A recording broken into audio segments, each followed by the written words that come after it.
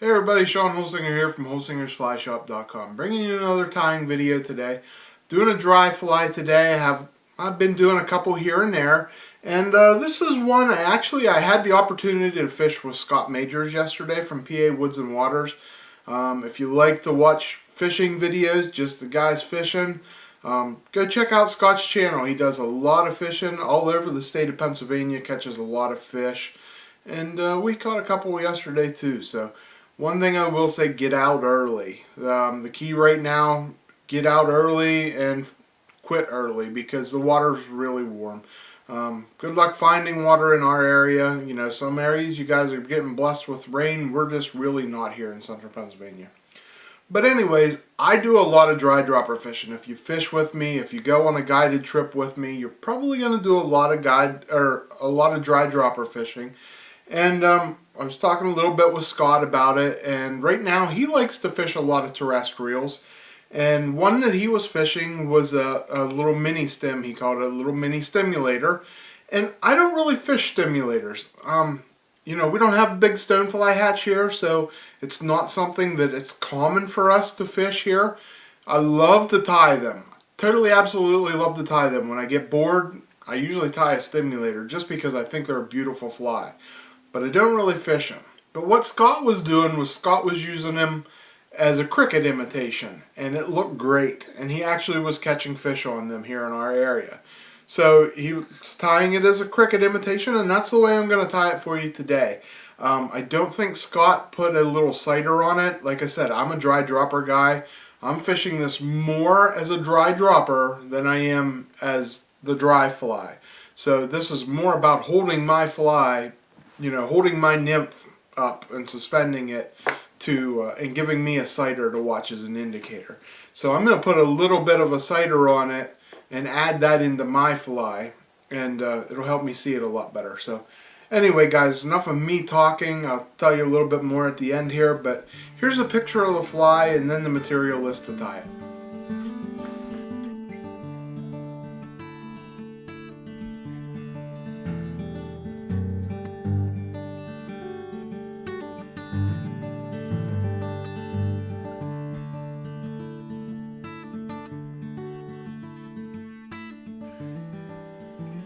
Okay, here you see the mini stem cricket in the vise, and cool little pattern, floats well, that's why I like it. So let's get into tying it. For a hook, I'm using a Daiichi 1260. This is a size 16. I'm tying it small like this because I want to imitate a cricket. And for thread, we're using 140 denier black. We're just going to start it on there and wrap it back to the bend actually a little bit of past where the barb is, I guess. And then the next thing I'm going to use is a patch of deer hair, and this is black, and it's actually spinning deer hair, what we carry in the shop here in black, what we can get right now. It's a big problem right now, as I'm sure you all know, you know, getting supplies and having them on hand. But what I'm going to do is I'm going to cut out a little patch of them. That's way too much for the tail. So I'm going to thin that down. I want to get about 15 fibers, I guess, at the most. And make sure I get all the fluff out of the bottom end of it there. Then I'm just going to put it in my hair stacker. Oops. Just going to drop it in my hair stacker. Give it a couple smacks on the table. And there you'll see, you'll pull them out and they'll be all lined up straight.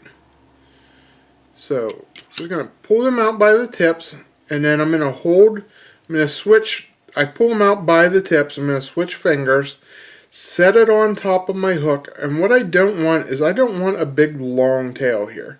So I'm just going to make a nice short tail, make some soft wraps going up through here just to get it secured, and then I'm going to come back towards the back, and as I go back wrapping, I'm going to wrap it a little tighter. And I go just a little bit over the bend. That's the way I like to tie it for my stimulators. And then we're going to come up here about 2/3 of the way, a little bit more than half, trim that off. Okay, there we go. Now the next thing I want to do is I want to put a piece of wire on For this wire, I am using some small sculpin olive. Actually, that piece I had wasn't, so I'm going to switch to the small sculpin olive. And I'm going to trim off a piece a couple inches long, because I'll just tie a couple of these with it. And I'm just going to hold that up against the body and wrap it back to the tail. Now, going to get that out of the way under my clip there. The next thing we're going to put on is some Davy Wooten SLF dub. This is black. And I'm just going to put a nice thin dubbing noodle on here. Keep it thin. I don't want to get real thick on this. I don't want to build up. It's a size 16, so there's no need for big body here. Plus you're going to put some fibers to help this thing float. You're going to put a hackle on here next, which is going to make it even bigger. So next thing I want to do is I want to come in and I want to put a dry fly hackle on. And the size I want is about the size of the hook gap here. But I'm going to tie it in. What I'm going to do is I'm going to take the butt section of it, and I'm just going to trim off at the butt section so I can tie in by the shank. And I'll pull a couple fibers off just so I get a plain shank to tie into. And I'm going to tie that up towards the head here where I finish my dubbing. I'm going to tie it off there, and then I'm going to take my hackle pliers and run this to the back. I'm going to palmer this backwards, which normally, you know, I palmer things forward. On this pattern, I palmer it backwards. If it pops off, no big deal. Oops. See, I lost a wrap there. It unwound a little bit, so I'm just going to get back, straighten this up, make nice, even wraps here, a little bit apart. Try to make them equal distance apart, just so it's nice and clean. Go the whole way back to the tail.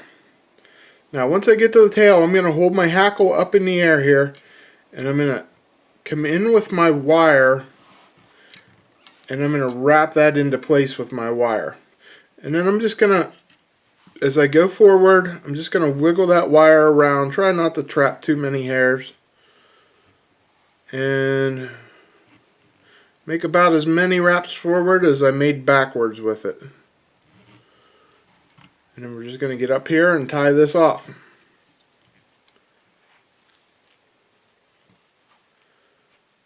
Alright, now time to do the head of this fly. For the head, we're going to make a wing first. Trim that off there. And to put the wing on, I like to trim a little bit of the top fiber so it lays down a little bit better. They'll lay back over it. For the wing, I'm going back to my black deer hair. Gonna pull out another clump of it. Same thing, I'm gonna stack them up. I want about twice as thick as my tail this time. And I'm just gonna pull out the fluff and the short ones here. And then I'm gonna put it back in my hair stacker. You can see how they're not lined up. So we're just gonna drop them in my hair stacker.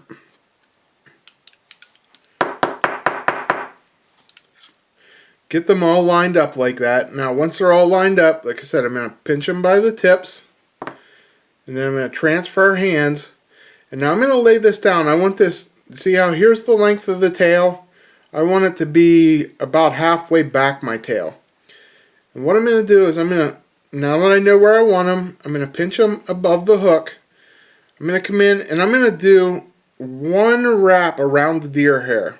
And what this will do is it'll help it stay on top of the hook and not spin around the hook. And I'm going to get one or two wraps and then tighten it down good. Alright. And then I'm going to wrap it forward just a hair because I want to build up a taper as I trim this down here. So I'm just going to pull up all these fibers, cut them at an angle so they taper downwards. Make sure I get all the butt sections cut off there. And then wrap this towards the eye and build a nice taper here. And what I want to make sure is I don't want this to roll around to one side or the other. So I want to make sure my wing stays up on top. By doing that first initial wrap, that helps a lot. So now I'm going to take another piece of hackle here. And this one I like to do a little bit longer. I'll use a little bit longer piece in the front. I mean longer barbs.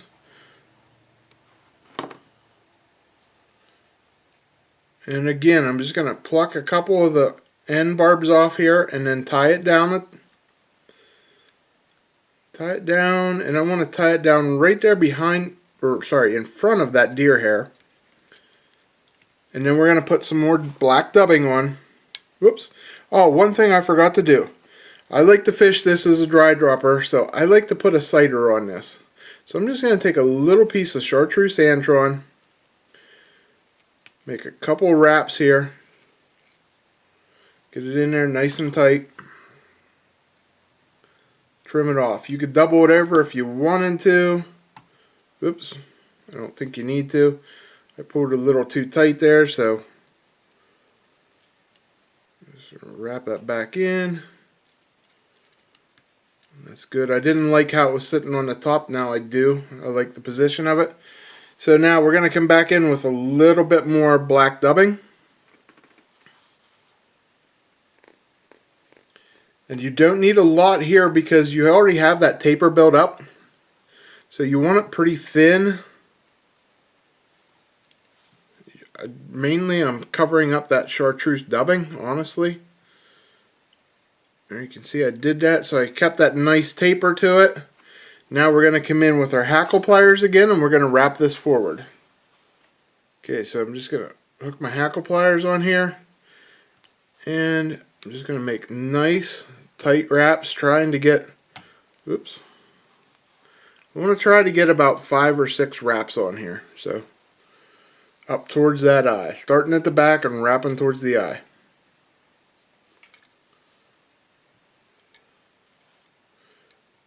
I got a little looser, so I'm going to put another one on.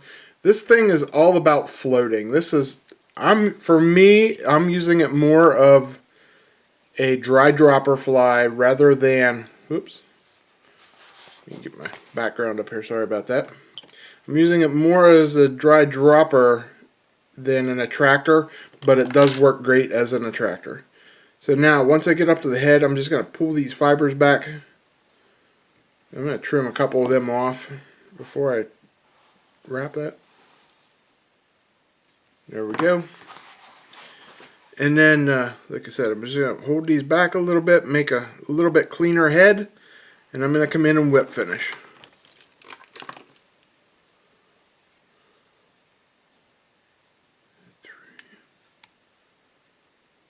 I like to put 2 small whip finishes on there rather than one big one. I can control the 2 small ones a little bit better. Oops. Yeah, that last one popped off, so I'll put a little bit of bone dry on there just to secure it, just as a protection measure. And there we go. So we got our nice little sighter up top, and my deer hair doesn't seem to be riding around the side, so I like that. That thing's going to float real well for me, and it's going to be a nice cricket imitation. Alright guys, I hope you liked that. Like I said, I went fishing with Scott Majors of PA Woods and Water, and he's doing really well on this fly. After I left him, he messaged me and said he caught a couple more on it, and I didn't really fish it. I was hooked on my ant pattern that I showed you last week, I believe, my hard-headed ant. You know, I was just crushing them on that, and I was fishing them under a dry dropper caddis, which is, you know, my go-to. They float real well.